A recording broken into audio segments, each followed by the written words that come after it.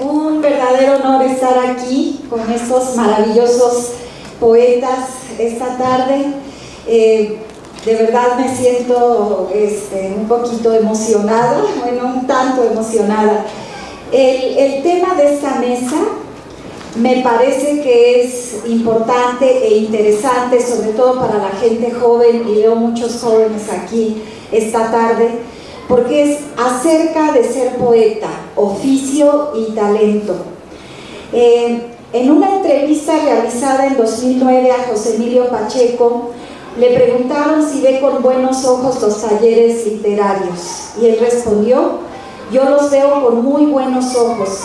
Hay mucha gente que está en contra de ellos y sin embargo nunca me he atrevido a dar un taller.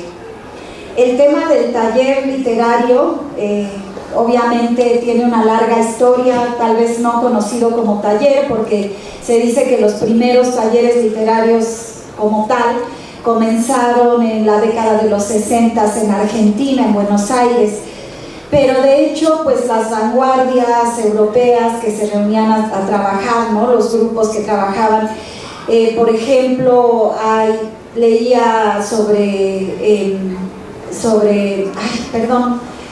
López Velarde, que es uno de los poetas que más me gustan de la poesía mexicana, que ellos tenían reuniones también de poetas y se juntaban para comentar sus textos y se ayudaban unos a otros. Lo mismo sucede, por ejemplo, con el caso de T.S. Eliot y Ezra Pound, ¿no? Que dicen que Tierra Baldía es el mejor poema de Ezra Pound, porque lo tallereó realmente a profundidad.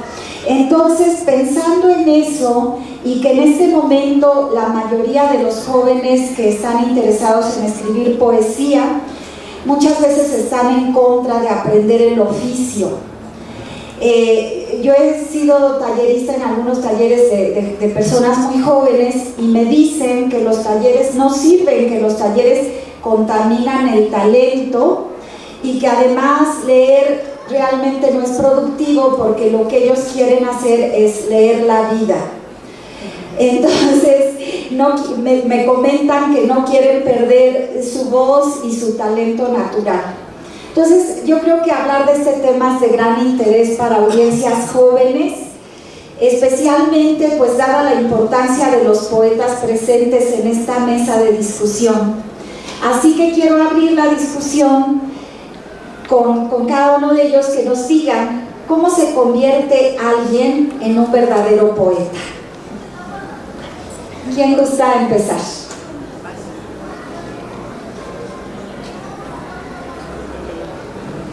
¿Cómo están? Buenas tardes. Yo creo que habría que establecer que eso de convertirse en poeta es una cosa que es muy grandota, y lo grandote no siempre es grandioso, ¿no? Pero habría que hacer como esa primera diferenciación. No sé si uno se convierte en algo. O sea, yo creo que como humanas, pues somos una cosa como un work in progress, ¿no? Una cosa en construcción todo el tiempo, y entonces vas cambiando y vas aprendiendo y vas modificando lo que eres y desde dónde lo dices, y claro que hay cierto grado de permanencia, pero una misma está cambiando todo el tiempo, ergo tu trabajo va a estar cambiando, ¿no? Esto que decías tú de leer o no leer, yo creo que muchas veces lo que nos falta es una posición mucho más humilde, ¿no?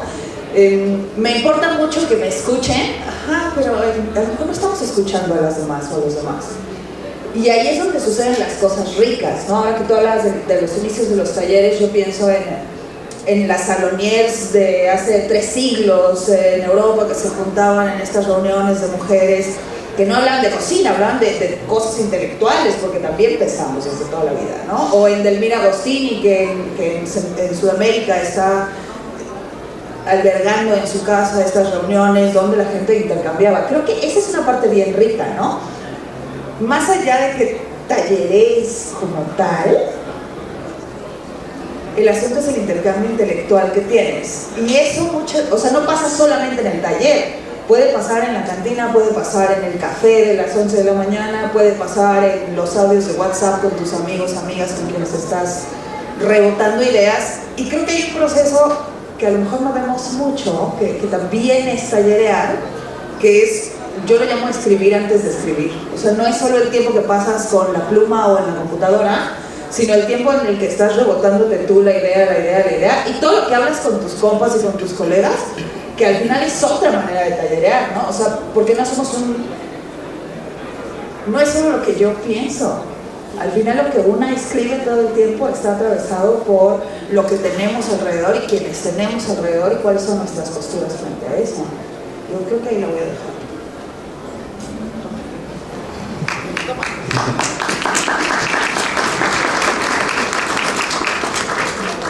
Hola, buenas tardes, gracias por acompañarnos. Estoy igual de nervioso que tú. Yo preferiría hablar de X-Men, pero está bien, hablaremos de otra cosa. Secundo a Mercedes. Primero, no tengo idea de qué es ser un verdadero poeta, ¿no? O sea, no sabría definirlo desde el ser, sino más bien como los poetas que admiro tal vez, ¿no? Y sobre todo poetas de hace mucho tiempo. Y a la gente de las generaciones, a mí me encanta que sucedan los encuentros de poesía justo por lo que dice Mercedes, porque escuchar a las otras personas también es una manera de autotallerear, ¿no? De descubrir sus procesos creativos, su creatividad, sus lecturas, porque además siempre estamos como bien verdes en esto de leer, ¿no? Siempre hay alguien que ha leído cosas más importantes y más significativas, siempre en las conversaciones uno va descubriendo esas lecturas que son parte de tallerear, ¿no? O sea, leer y tallerear es casi la misma cosa, porque es un oficio además, y en la medida en que tenemos claridad de que el oficio se aprende y se entrena y no vamos por la vida pensando nomás en la inspiración, en que tengo medio punto de talento y entonces con eso basta, es decir, la humildad que decía Mercedes, pues eso nos va por lo menos acercando a poetas, ¿no? Es decir, tal vez no hacerlo, pero sí a otros poetas que nos pueden iluminar con su sabiduría, con todo lo que sea. Los sábados tomo un taller con la gran María José Terrada y cada sábado a los 2 minutos de que empieza a hablar me doy cuenta de que estoy descubriendo cosas impresionantes que si no hubiera hecho trampa para entrar a ese taller porque solo estaba dirigido a gente de Puebla, no tendría las cosas que hoy en día tengo, ¿no? y que no me quiero perder. Y bueno, también los talleres no son solamente pues en el espacio que está destinado a un taller. A veces también este asunto de compartirle mi texto a una persona que de entrada se lo comparto porque admiro, y que puede ser así de asertiva como es Mercedes, por ejemplo, que aunque me quiera, sé que me va a regañar si estoy haciendo algo mal, eso es importante. Es decir, un tallereo entre pares también vale un montón la pena, ¿no? Leernos unos a otros y pues con humildad, es esto.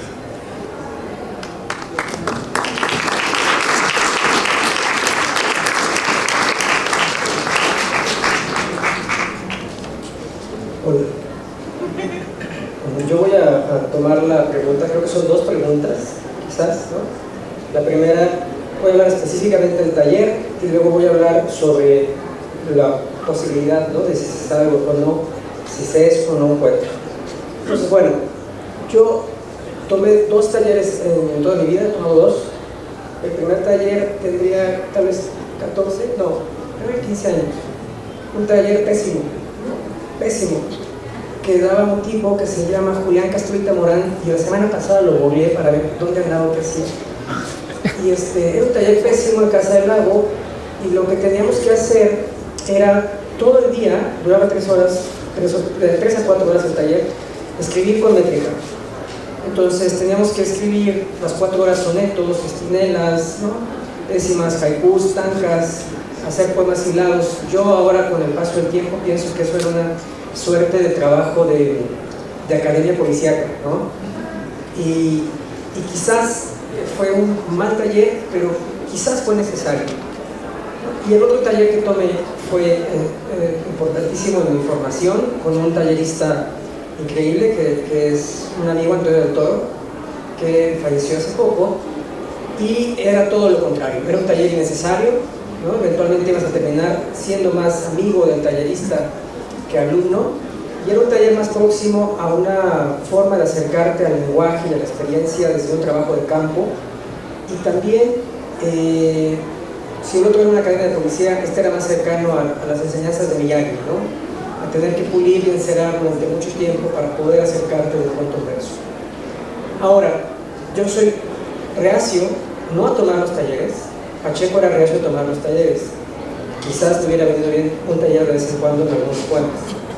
Pero no soy reacio a compartir lo que sabes. Y creo que eso sí es algo importante en el taller. Y dejarte también sorprender y cada vez ver esas cosas que no puedes ver por parte de los otros. El taller es retroalimentación. Pero específicamente el taller del que creo que estamos hablando, en donde alguien se acerca para que alguien le mencione o le dé alguna luz verde sobre cómo escribir, yo siempre pienso que hay talleres que pueden funcionar como talleres mecánicos, donde tú llevas tu coche y tú le dices al mecánico, oye, mi coche no frena. Y el tallerista va a decir, le falta líquido de frenos, no sirven las intermitentes, está mal la palanca. Pero quizás la pregunta del tallerista de poesía debería ser, oye, mi coche no frena. El tallerista quizás debería preguntar, ¿y tú por qué crees que tienes que frenar? ¿Qué te dice que tienes que frenar? ¿Por qué no puedes ir más o menos rápido? Pues eso, por hablar del taller. Y por último, de Velarde, me llama la atención las lecturas, ¿no? Hay un testimonio de Javier Villarrutia, donde va con Salvador Novo a ver a López Velarde, cuando era maestro de la preparatoria. Y entonces ambos llevan sus poemas, y de pronto esa anécdota me gusta mucho, porque Villarrutia lleva un poema que se llama Tarde, que dice, gruñe cada racimo, cada pecosa pera. Y López Velarde solamente repara en ese verso, los de Novo los hace a un lado. Él dice Villarrutia, este es un gran verso, porque en efecto el sol gruñe. Y diga usted en el clavo al aceptar que las peras son pecosas, ¿no? Y esa pera pecosa, de ese texto, de ese tallereo que Velarde le hizo a Villarrutia y que Villarrutia nos comparte en una página, yo me lo planteo todo el tiempo cuando escribo. Entonces, hay veces en que el taller sucede sin siquiera asistir al taller. Y por último, la parte del poeta. Perdón, porque también a veces la lectura de los pares, ¿no? Recuerdo Rulfo, Arichu Macero fue editor, recuerdan cuando Rulfo edita Pedro Páramo. Es el editor y escribe la primera reseña sobre Pedro Páramo.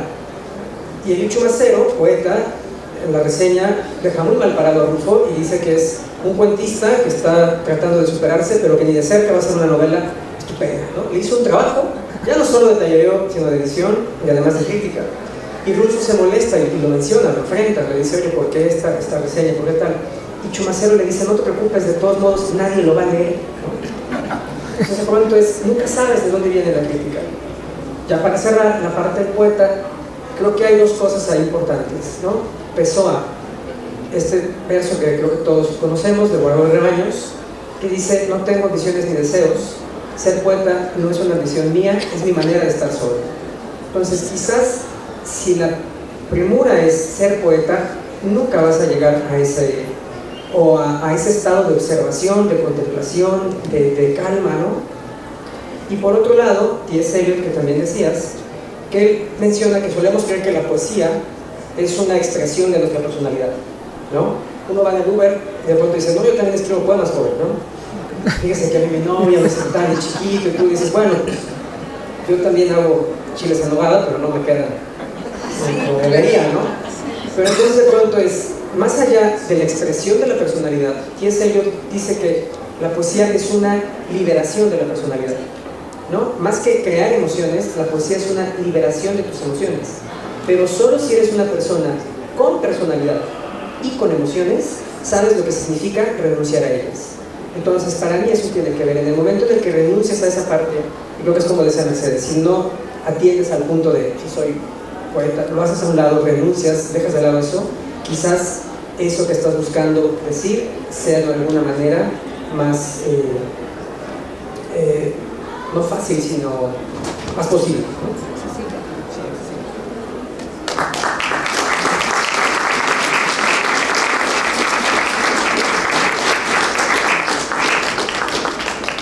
Bueno, con esto ya estamos teniendo mucha luz, ¿no?, sobre el tema y pues de maestros.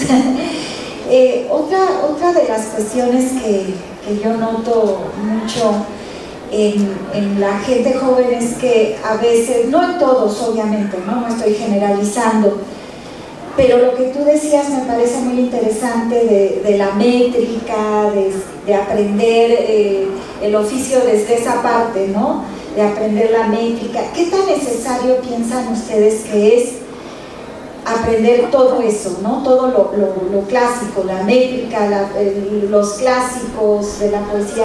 ¿Qué tan importante es que lleguemos hasta allá para escribir poesía? Es que no es necesario aprender nada en la vida, ¿no? O sea, lo que me es necesario aprender a mí no es lo mismo que tú necesitas aprender o que tú. Eso es una cosa, es una necesidad muy íntima y muy personal. Y tampoco creo que todos tengamos que aprenderlo en la misma ruta de lectura o en el mismo orden, ¿no? O sea, yo creo mucho en las rutas de lectura. Me gusta mucho esto que dices, ¿no?, sobre los talleres, porque yo estoy muy convencida de que yo no le puedo enseñar a nadie a escribir nada, ¿no? O sea, no puedo, porque no se puede. Puedo enseñarte a leer desde otro lugar. Puedo señalar, hey, salte de aquí para que lo veas desde esta otra perspectiva, o mira, esta lectura te puede complementar tal. O sea, puedo compartir esa visión desde otros lugares emocionales y mentales con quienes me rodean. Me gusta mucho hacerlo, lo hacemos todos los tres, ¿no?, como de manera constante. Eso me parece muy interesante, pero decirle a alguien, el poema se tiene que escribir de esta manera, no, porque además es hasta violento de manera innecesaria, ¿no? Entonces creo que podemos compartir el desde dónde hacer otras lecturas, cómo descubrir otras cosas, y en ese sentido, en la mañana platicábamos por ahí, ¿no?, porque alguien preguntó, hoy a mediodía que tuvimos otra presentación, cómo acercarse a leer poesía, y eso para empezar hay que perderle el miedo, ¿no? O sea, si tú vas con la idea de que no le vas a entender, sea lo que sea, no lo entenderás, porque ya lo pusiste en donde no va a ser. Y yo le dije que intentara leyendo a quienes hablaban de temas que le parezcan cercanos, ¿no? Y por acá Jorge decía, yo lo hubiera mandado a leer el siglo XVI. Y tuvimos una buena conversación al respecto. Sí hay que llegar a Sor Juana, por supuesto, y hay que llegar a los clásicos, y hay que llegar al verso rimado, pero muchas veces esa no es la primera puerta. O sea, pienso que quien tiene un cerebro más musical, si se va a leer el siglo XVI y le suena, le va a resonar y va a decir, hey, esto yo no sabía que se puede hacer música de esta manera con la palabra, y esa es una puerta de entrada fantástica. Pero hay a quien eso no va a ser su primera caja de resonancia, y entonces va a ser la situación política, ¿no? O va a ser el tema de la... En realidad no hay una mala puerta de entrada, que también contra eso tenemos muchos prejuicios en general de no pongas la palabra te amo en un poema. La puedes poner, el asunto es cómo, ¿no? O sea, no hay temas prohibidos, ni todos tenemos que tener las mismas rutas. Pienso cuando Sor Juana decía, si Aristóteles hubiera cocinado, ¿cuánto más habría escrito? Y tiene que ver con la experimentación, ¿no? O sea, este asunto de probar y equivocarse, que es muy de la cocina, pero que es cierto, y al final tienes que probar a usar las palabras de una y otra manera, y tienes que probar cuál es tu ruta de lectura, y hay autoras que para mí son maravillosas y que a ti pueden no resonarte, y está bien, se vale, porque no te tiene que gustar todo. Entonces, ¿es necesario experimentarlo? Sí, como tú lo vayas necesitando, en la ruta de lectura que a ti te funcione, pero sí creo que sí es necesario escuchar lo que los demás te están aportando, ¿no? ¿Qué cosas nuevas estás leyendo? ¿Desde dónde? ¿Tú qué encontraste en el libro que a mí no me gustó? Y ahí ganamos un montón, y esa es otra manera de tallerear también. Bueno, cuando... Y un aplauso para Mercedes, ¿no?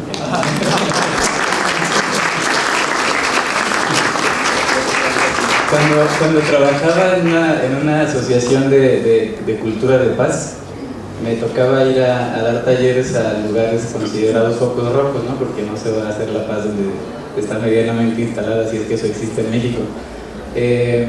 y daba precisamente talleres de apreciación literaria o de escritura, por ejemplo en Fresnillo, ¿no? Por decir algo, o en algunos lugares muy recónditos de Michoacán o de Acapulco, y trabajaba con jóvenes que estaban pues por ahí en la vagancia, ¿no? O que, no sé, con los escatos que se juntaban por la tarde en tal sitio y demás. Y estando ahí, creo que fue la primera vez que reconocí que esto que está diciendo Mercedes de ir o no ir a ciertas lecturas y demás, luego depende más del contexto, ¿no? O sea, ¿con qué derecho o autoridad iba yo a exigirles a estos jóvenes que leyeran a Sor Juana si no, o sea, ¿qué les importa, pues, no? Si para mí es la gran Sor Juana, a ellos les vale completamente un carajo. Y entonces dije, pues entonces, ¿qué les digo que lean? Pues lo que escuchan, ¿no? La música que escuchan, el rap, etcétera. Que además también, pues la música, por supuesto, nos entrena el oído todo el tiempo y son otras lecturas, no se trata solamente de leer literatura. Ahora bien, como profesor de aula, es otra cosa, que tampoco considero obligatorias esas lecturas, pero sí las recomiendo, ¿no? O sea, a veces digo, no te vendría mal leer, vamos a seguir poniendo a Sor Juana como ejemplo, ¿no? No te vendría mal, si quieres acércate, si quieres te traigo un libro, está en la biblioteca, está en tal lugar, ¿no? Puedes llegar a ella y luego me cuentas cómo te fue. Y si me cuentas que te aburrió, no hay problema, ¿no? No pasa nada. Seguramente alguna cosa buena de la experiencia de la lectura le puede quedar, y si no, no hay problema. estaría fregón que todos leyéramos todo y que la gente joven leyera todo, pero creo precisamente que no es la vía para llegar ahí. En este mismo momento doy clases de escritura en una universidad y la forma que he aprendido también de grandes maestros que en algún momento me han hablado a mí sobre lo que yo hago es más bien como a subrayar la parte que desde mi percepción me parece bellísima del poema y decirle, creo que este es tu camino, ¿no? En lugar de tratar de forzar o de imponer una forma de escritura. Creo que, digo, esto suena muy original y creo que podría ser tu voz. ¿Por qué no le buscas más por ese? O sea, pregúntate qué hiciste aquí, ¿no? Que es lo que eventualmente alguien me dijo a mí. Pregúntate qué hiciste en este verso que te quedó muy bien y no tan horrible como estos tres que pusiste atrás. No me lo dijeron así. No, sí me lo dijeron así. Ya no lo digo así. Me voy solamente por la parte bella, pero creo que por ahí puede ir la cosa.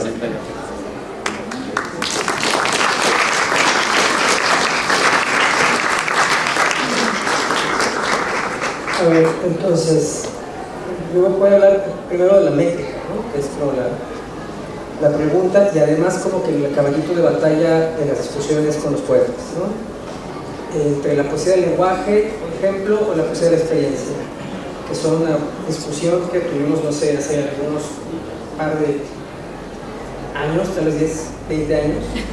Yo pensaba que realmente es complicado escribir un poema sin lenguaje y que cualquier incursión que haces en la lengua que hablas requiere una experiencia de distintos tipos, por lo cual nunca he logrado disociarlos. Por otro lado, cuando hablaba, por ejemplo, del taller de métrica que fui, que era la Academia Policíaca, esa era la forma del tallerista de conseguir la poesía, ¿no? Él contaba, como un verso de Bonifaz Nuño, ¿no? Me parece que es del Manto y la Corona, que dice, tendré que contar versos con los dedos, ¿no? Y eso es triste para Rubén Bonifaz Nuño. Rubén Bonifaz Nuño puede estar leyendo Propercio, Catulo, pero también puede estar escuchando José Alfredo Jiménez, ¿no? En Algún de Amor. Yo creo que existe la métrica, existe la retórica, existen puntos, ¿no? Formas que están ahí que puedes o no comprender y que puedes o no decidir si te interesan. No por no conocerlas escribes mal poesía y tampoco por conocerlas escribes buena poesía. No puedes terminar, no sé, a mí me encantan algunos poetas, por ejemplo, que son casi francotiradores, ¿no? En ese sentido. Puedo apreciar muchísimo algunos poemas de tabernarios eróticos, ¿no? De Eduardo Lizalde, pero hay algunos poemas donde me parece ya más declamador que propiamente poeta, ¿no? Y es donde creo que se estiró demasiado la liga. Y también, déjame ver otra cosa. ¿Cómo llegas a los poemas? Yo creo que si tratar de decirle a alguien vas a llegar por Sor Juana, es complicado, ¿no? Porque además te toma tiempo llegar a Sor Juana, te toca tiempo llegar a Góngora y te toca tiempo llegar a San Juan, ¿no? Uno puede llegar a San Juan de la Cruz, no necesariamente porque quiera replicar, ¿no?, la música de la noche oscura, pero sí puede llegar a San Juan de la Cruz al imaginarse en un cuarto encerrado sin poderse mover, ¿no?, con la noche encima, que pesándole y que no se pueda levantar. San Juan va a llegar, no necesariamente, esa es la línea. Yo comencé leyendo, recuerdo, 2 libros de mi escuela preparatoria que me robé, ¿no? Eso que he dicho, yo me robo libros. Y me robé los poemas de amor de Neruda y me robé los Heraldos Negros. Y yo salí de Neruda sin enterarme, yo no entendí, dije, si esto es poesía, yo no quiero escribirlo porque no lo comprendí. Pero de pronto empecé y leí, ¿no?, yo nací un día que Dios estuvo enfermo, y yo dije, a mí esto me interesa, ¿no?, esto lo comprendo un poco más. Y a la par me robé otro librito que era una antología de poesía mexicana, donde había un señor, Ricardo Castillo, que había escrito un poema que era una oda a las nalgas, ¿no?, y había otro señor, se llama Samuel Noyola, que había escrito un que se llama Tequila con Calavera.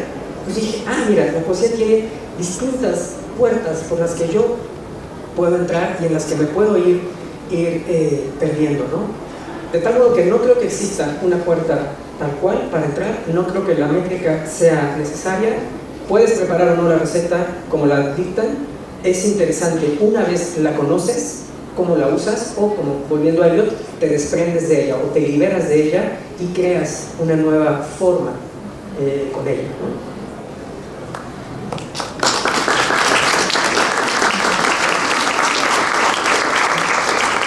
El tiempo se va rapidísimo, ¿no?, escuchándolos.